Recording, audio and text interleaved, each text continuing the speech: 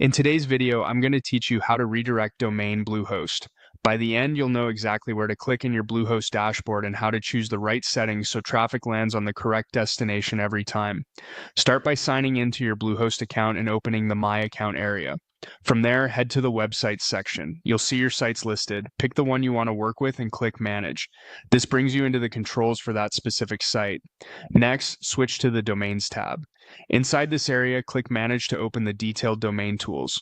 Look for the Redirects section and choose Add Redirect. This is where you'll set the behavior you want for incoming traffic.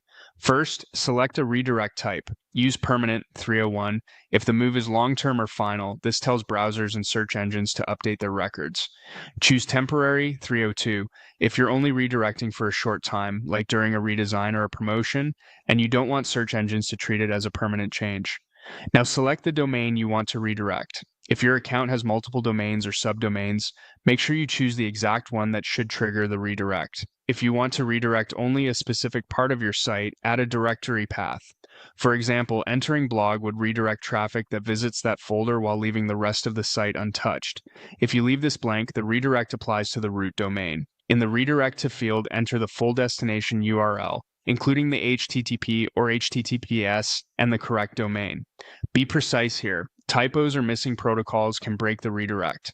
If your destination is a folder, decide whether to include a trailing slash to match how that URL actually resolves. You'll see options for www behavior. Only redirect with www means only the www version triggers the redirect. Do not redirect bu means the non-w version redirects while w is left alone. Redirect with or without du sends both versions to the same destination.